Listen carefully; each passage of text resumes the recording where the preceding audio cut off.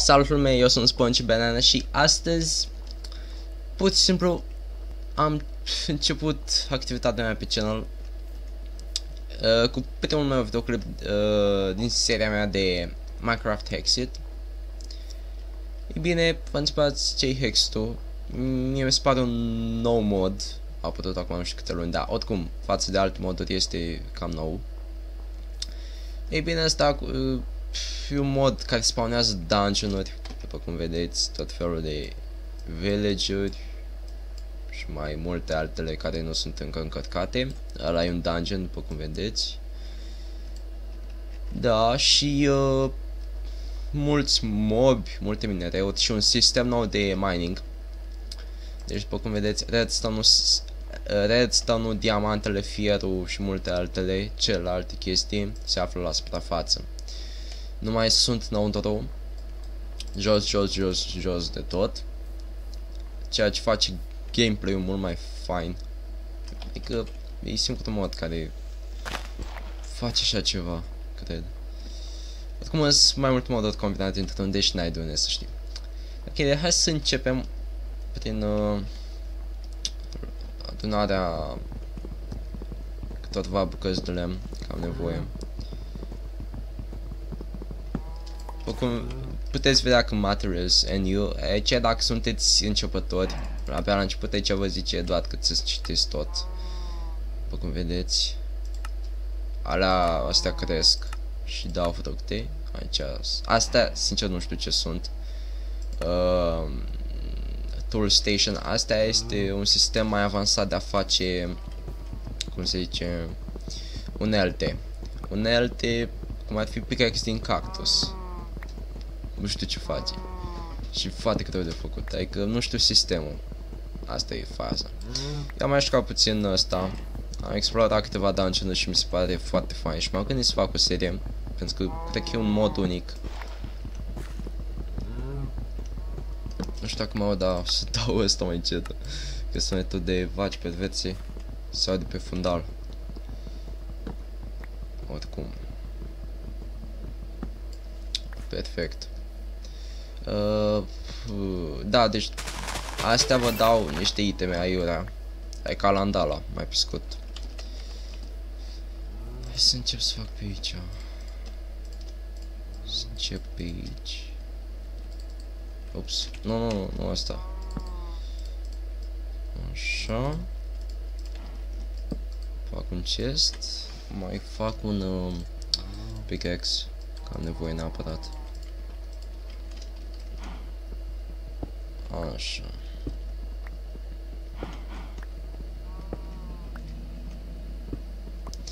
Și cred că videoclipul va avea în jur de 25 de minute. Sincer, vreau să fac seria asta faină. Și îmi place rău de tot modul ăsta, deci nu știu de ce n-aș face o serie. Așa. Să faci noapte, văleu. Dar fier îmi trebuie. Și dacă găsesc fier, găsesc și diamante. Vă zic eu din stat. Da, nu vreau să-l găsesc. Opa. Nu-i deloc fier pe aici. Ceea ce mi se pare ciudat. Că pe harta mea totuși. O, da. Ok, această chestie. O să dau pe asta doar ca să lumineze. Știi că am găsit fier. Și vaci. Așa. Iau și asta. Aoleu. Sunetul ăsta de vaci e apărut din 1.5.2. Oh, what the... Nu scoate apă. Oh, sunetul ăsta de vaci nou parcă a apărut din 1.5.2, 1.5.2. Și mai ales sunetul de villageri care este apărut din 1.6.2. Se pare ciudate puțin. Au tendințe perverse. Da, oricum. Și ne vedem noi de jocul nostru. Să le ignorăm. Că să facem o fermă din ele, nu-i așa? Da, nu văd nimic altceva pe acolo. Doar făcuța asta. Deci, vă dau un sfat să nu luați niciodată multe redstone. Sau puteți să luați doar că o să găsiți prea mult. Vorba unui prieten. Aici ai prea multe diamante, dar nu prea găsești bețe. Adică când ai multe diamante ceri un băț, nu... Mă rog, ați priceput voi. Așa. Hai să fac și asta. Așa, hai să iau asta. Da, asta e marble cobblestone. Eu mai mult iau redstone acum pentru că sunt la început și o să-mi trebuiască puțin. Niște ferme automate, poate. M-aș duce și eu mai încolo, doar că nu mai am mâncare. Așa că să vă arăt un crafting nou. Un fel de sabie, doar că e mult mai bună. O să vă placă. Așa. Opa.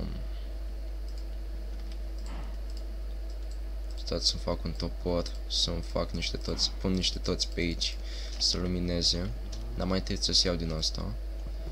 Că din asta după se arde. Wow. Dar nu înțeleg, e timber modul pe modul ăsta. Așa. Dacă îl prăjește ăsta udul neprelucrat, îți dă charcoal. So, e foarte bun. Deci asta. Ce vreau să fac? Sabia. Uitați. Deci fiți atenți la crafting. Asta poc. Și Stone Giant Sword. E bine, asta se poate face din orice alt material cu care înainte făceați săbii, cum ar fi iron, tot chestii. Uitați. Diamond Giant Sword. Uitați. Și tot așa se face. Și sunt multe alte crafting-uri. Sunt 19 de pagini. 19 pagini, doar că uitați și voi. Ender Medallion. Nu știu ce face, dar mă rog, hai să trecem. Să ne uităm. Așa. Hai să facem aici. Foc. Să marcăm aici. Ori să nu se mai spawneze mob, ori dacă mă pierd să văd pe hartă, dar nu se vede. E bine, mai mult să văd în apropiere. Dar unde e casa mea? Ok, și hai să mă duc acum. Să iau niște lemn, ceva chestii. Coal. Duc lipsă de coal. Aha. Hai veniți la mine. Cu sabia asta vă crăp în două. Și o să vă mai zic ceva când ajung acasă cu rotom flash-ul ăsta. E o chestie foarte faină. De acum înainte nu o să mai aruncați rotom flash-ul. Vă lău. Deci vedeți că e un... Puteți vedea că e un boss. Și a murit? What the fuck? Adică a explodat așa dintr-o dată fără să mă apropii de el. Oricum, nu mă deranjează, doar că boss ăștia dau iteme foarte bune. Mai ales pentru început. Nu neapărat pentru început, doar că pică Diamond Giant Sword, enchant-uri chiar. Și mi se pare foarte folositoare. La altă mi-a picat Smite 3 și leu. Vă dați seama ce damage dădeam la zombie și la scheleți. Stăteam mai în dungeon-uri cu sabia aia. Doar că am pierdut-o. Să vă arăt mai pe parcurs cum am pierdut-o. Asta nu-i un boss, că se poate vedea de la numele lui. Așa, de aici nu văd nimic. Nici n-am lemn. L-am lăsat tot acasă. Ce bună-s. Nu-i pe aici nimic. Să mă mai încolo. Pa. Te-am găsit și fier. Dar să găsesc 3 diamante ca să minez. Adică e mai eficient. Și așa puteți să irosiți diamantele pe orice unealtă se merită. Nu mai pierdeți timpul, mai pe scurt. Uite cum e pus aici. Da, și bara de hunger trebuie să o duci imediat. De aici nu e nimic. Să mă duc înapoi acasă. Oh, băi! Așa. De acolo e casa. Abia aștept să fac primul meu dungeon, dar pentru asta îmi trebuie, cum să spun, armură bună și multe alte chestii bune, în care încă nu le am, din păcate. Și pun asta. Și astea. Sper că e apă pe lângă noi să fac o fermă pentru vaci. Să iau wheat. Exact, așa trebuie. Oh, barley seeds not to wheat, it grows in the wild. Merită încercat. Astea nu se pot planta. Deci dacă spargeți blocul de sub ea, se duce. Eu zic să nu faceți asta. Așa. Și hai să vă arăt partea asta cu rotten flash. Să mai iau cobblestone. Ok. De ce nu s-a pus? Restul era în cufăr. Da, nu contează. Am luat eu destul să am pentru mine. O să iau ăsta și să pun aici peste. Și o să vedeți că dacă puneți orice cărbune, cu orice material de combustibil și rotten flash-ul sus, să vedeți că se răjește într-un fel. Și o să vedem și ce o să se scoate din el. Dar momentan vreau să-mi fac fence-ul. Să fac gard pentru ferma de vaci. Adică vreau să strâng lemn. Că ferma de vaci mai durează până iau wheat. Dar am oase? N-am. Da, deci o să mai dureze.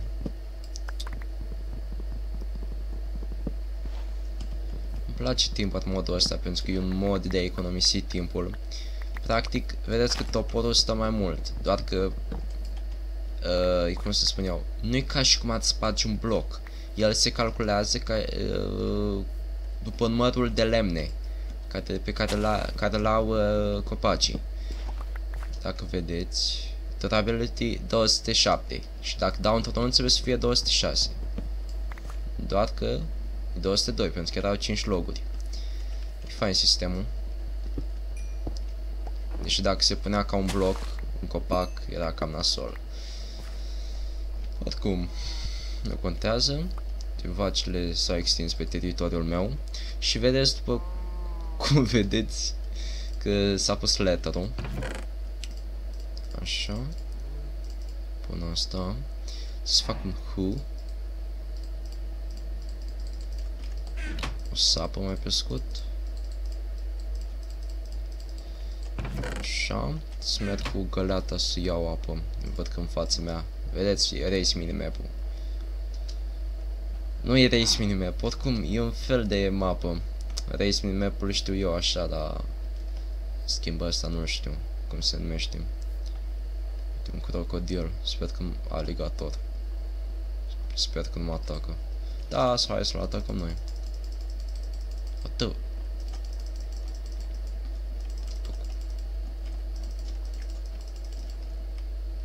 Invincibil, ce naiba ești tu, mă? God mod. Fai, doamne. Oh! Oleu! Fai! S-a întâmplat? Ce, mă? Ah. Wow. Cred că a fost un bug sau aveam lag pe Hexit. Deci nu cred. Deși cred acum. Wow. Ce dată a fost faza asta? Dar oricum, nu mod de foame, pentru că bara de hunger mi se blochează la jumătate din inimă. Dar că eu nu vreau să se întâmple asta. Și că o să împrumut o vacă. Mai sunt două acolo, e perfect. Așa, ia fierul. Pirama, omulet. Wow. Multe chestii noi. Se merită modul ăsta jucat. Oh, da. Mai repejor. Că am dat fac ferma aici. Oh. Așa. Hai să iau și toate seed-urile. Poc. Oh, sper să nu mor. Bă, ce naiba am cucat asta? Dă-o încolo. Până în chest. O, Doamne. Aoleu. Am uitat de asta. Perfect. Astea 3 eu sunt de-a hunger full. Și o să mi se facă toată viața. Deci e bine. Între timp, hai să pregătesc. Nu, încă nu o fac. Dar că mai vreau să explorez. Așa, village-ul ăla. Vreau, de exemplu, este o casă acolo. Sunt multe chestii. Între timp ce să fac astea.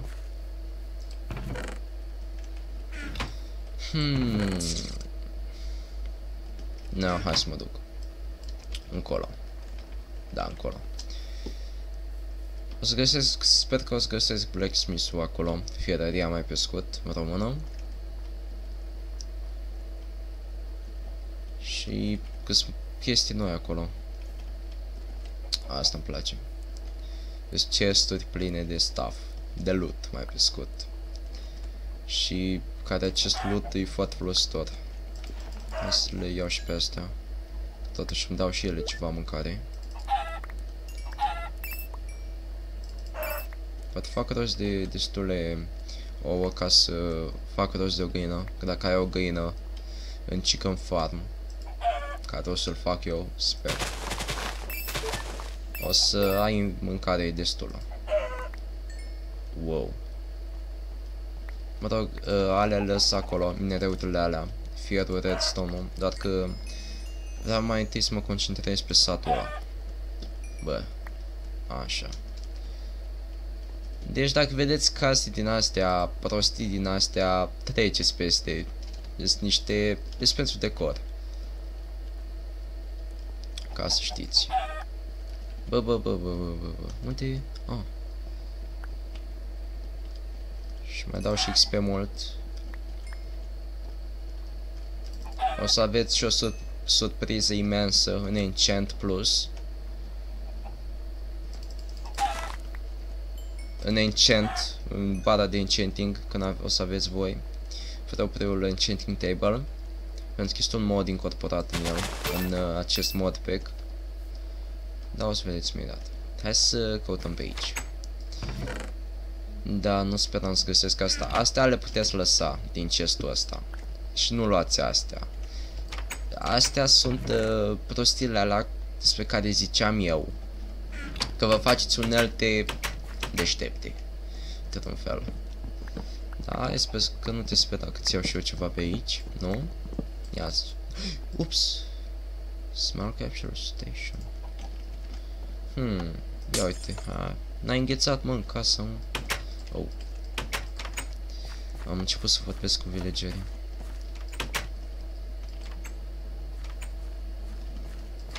Da. Deci, după cum vedeți, diamante. Și hai să le iau fermă. Tot de aici. Mă rog.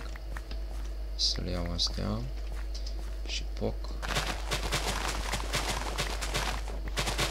Așa. Sună ciudat. Adică spamez așa. Nu se întreabă ăștia, bă, dar ce handicapatul ăla ne fură toate recoltele, nu faceți nimic. Ai aflat un sistem nou, din o nouă versiune de Minecraft Vanilla, zic acum. Atunci când distrugi recoltele astea, să te atace ăștia. Deși nu prea cred că ați vrea așa ceva, nu? E așa? Puișorilor. Am cartofi și morcovi, dă-le încolo de celelalte. Dar văd că nu-i blacksmith. Și nu-i niciun alt chest în casele astea de căcat.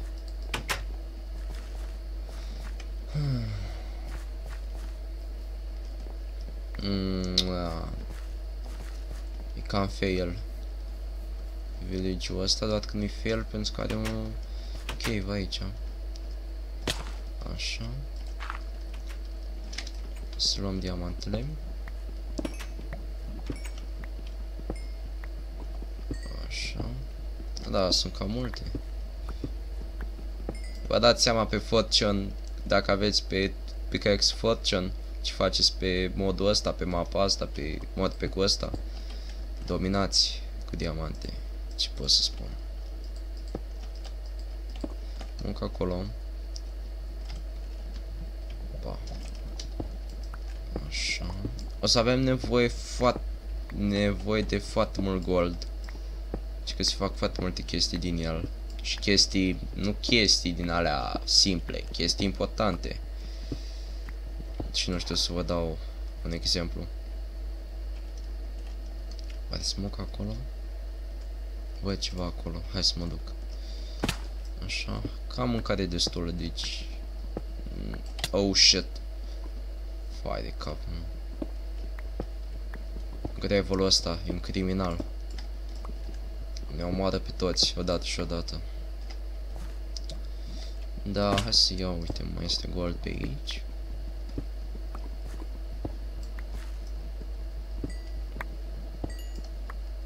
Perfect. Hai să iau asta. Da, alea sunt chestii ciudate. Astea pânză, dar nu iau. Arată fain. Da, se generează lumea în momentul de față și o să am puțin de lag. O să am puțin lag. Ba. Bă, da unde e? Să o iau. Ce asta? E sensor berry bush. Asta pur și simplu crește. Dacă o lăsați într-un loc imens, o să vedeți că mai târziu o să crească tot blocul ăla imens. Deci merită să-l luați. Bașurile astea. Și văd că început promițător pentru mine. Că am găsit cave-ul acesta.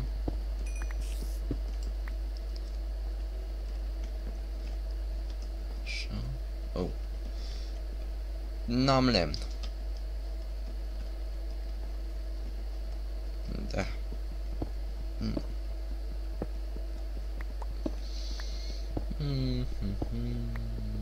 Nu știu ce să fac. Să mă duc sus sau stau aici?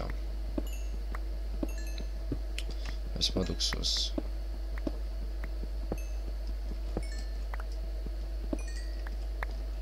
Așa. Poc și iarăși poc. Ia ce e ăla? Aluminiu, cred.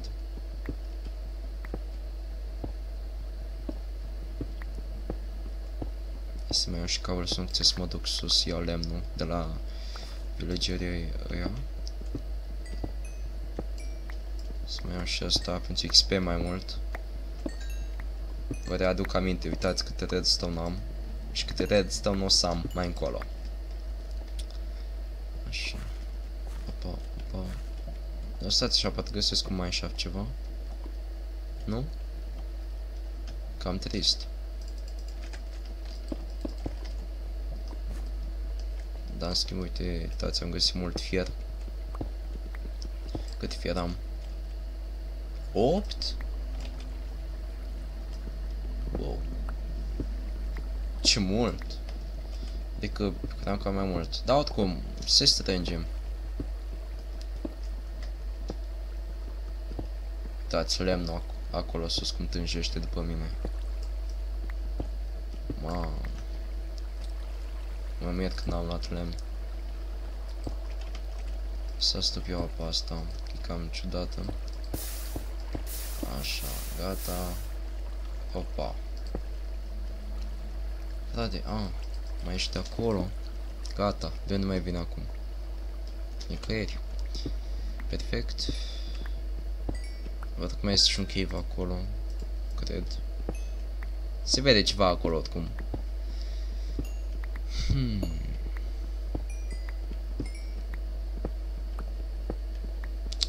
Și o să vedeți că mai încolo o să fie foarte fain modul, când o să aveți chestii, level, enchanturi, când o să faceți dungeon-uri. Eu acum fac asta pentru resurse, că am nevoie și eu de o casă.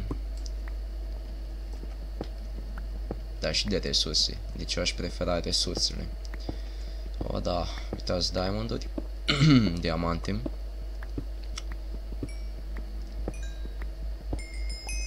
Și am făcut și levelul. Se face foarte ușor levelul în dungeon-uri. Spargeți un spawner. Aoleu. Valeu. O să mă tot după ele. Că o să-mi fac un târnăcop din diamond.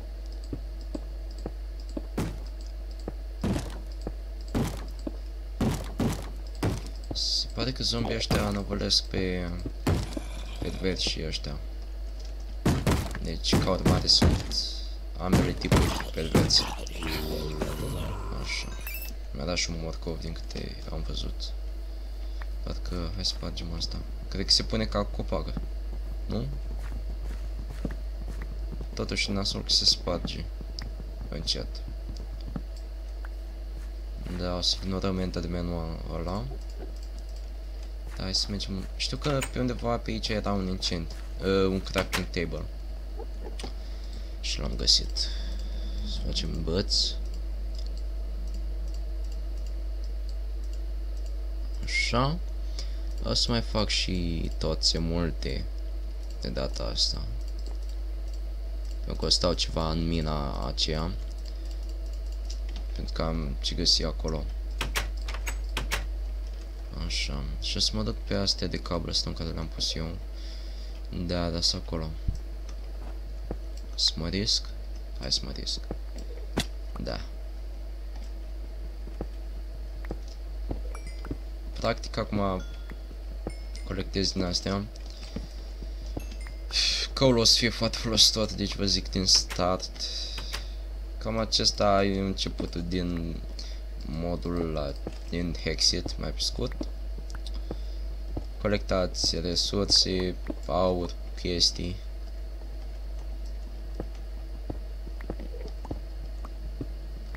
Sper să n-alunec încolo. Aleu. Ia. Fai, cream că-mi dă apă. Dar ce repede se sparge? Cu târnăcopul. Așa. Da, diamantele. Neapărat trebuie să le iau. Nu mai e nimic. Astea sunt morminte. Pur și simplu găsiți bonuri sau săgeți. Cam neimportant. Dar treceți peste. Da, aici e o parte mai nasoală.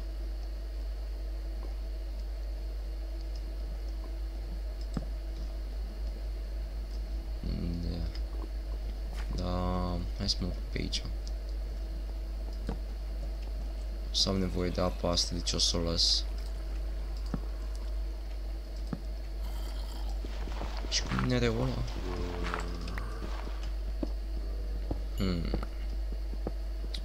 Imediat îl iau și eu să mă duc să văd ce e ăla. Da, să vedem zombie. Uitați-l.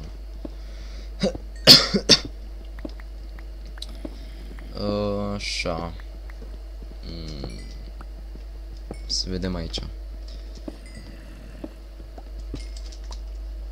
Da, nu-i nimic. Ăsta mă întreb ce este. Tin. Tin. Da. Cam pe orice mod e ăsta. Cât aur. Wow, cât aur.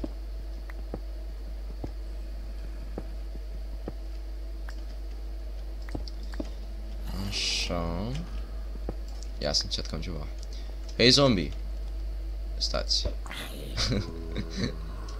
Nu-ți place, nu-ți plac ouăle, mă. Ai fost cum să spawnezi o din aia, un puiuț din ala micuț. Am făcut și o rimă fără să vreau. Așa. Oricum. Oh, low. Nu! Adică, poți dai mine, dar nu mă omori. Ba, mă omoară. Shit. Nu. Văd niște diamante acolo. Să mă gândesc. Shit. Da. Ceea ce ați auzit a fost mouse-ul meu. Mouse-ul meu. Aoleu. Dar las-mă, frate, să cobor. Așa. Shit, de ce se aude? Frate. Aoleu. Da. Shit, aici ai. Aoleu, și are și enchant pe el. Ferește-te. Bagă pe el. Oh, shit. Ies în apă. N-am ce șansă cu prostul ăla. Nu mai da în mine. Ai înțeles? Panaramă. Ok, ceea ce era mai devreme, se auzea, era mouse-ul meu. Ia uite o floricică, un căcat din ăsta și nu mai vrei nimic. Na, mă. Cât mai are la viață. Voilà, cât i-a scos. Mori. Da. Așa.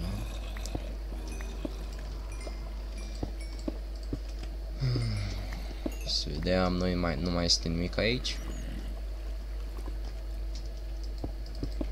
Sper să nu vină lava asta peste mine.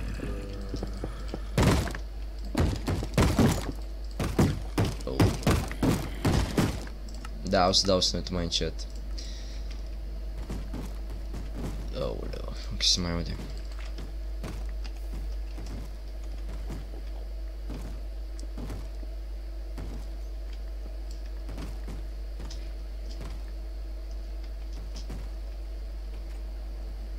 Wow.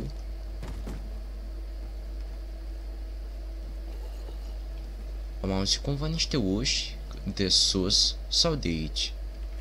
Ați auzit? Să dau mai încet, mai tare puțin. Nu e asta, ăsta. Ia să auzim. E că de ce cablul ăsta? Lavă. Aleluia.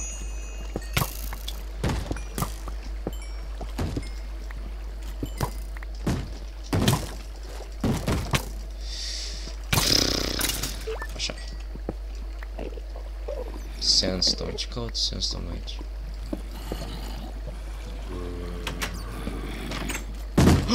Ce faci, mă? Ce-i ăsta? Meteorit.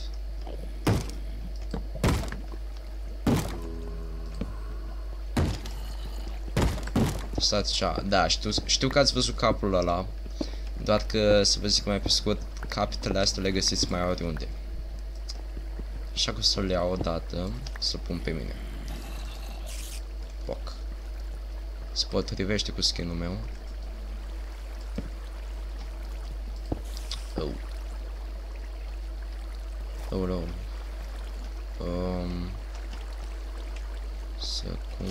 Cum fac aici?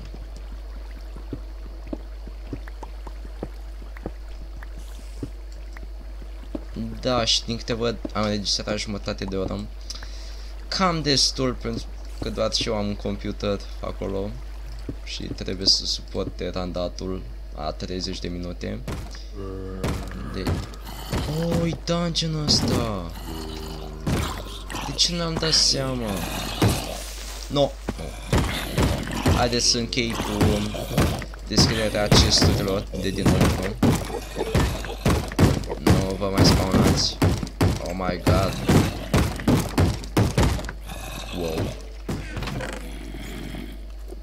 Wow.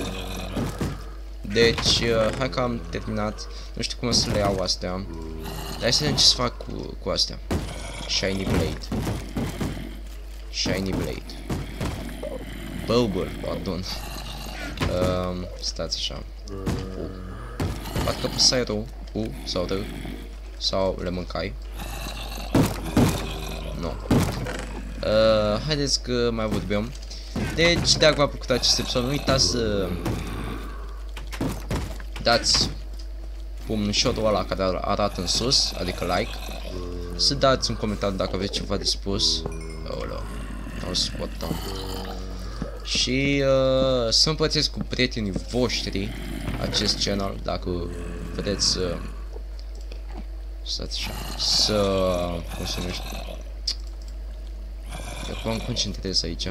Să fiu mai cunoscut, adică să am mai multe vizualizări, chestii. Da, acum sunt preocupat cu astea. Deci ăsta le iau, ăsta pun. Mă rog, hai că vorbim. Salut! Hai că mulțumesc că ai vizualizat acest episod, sincer. Mersi.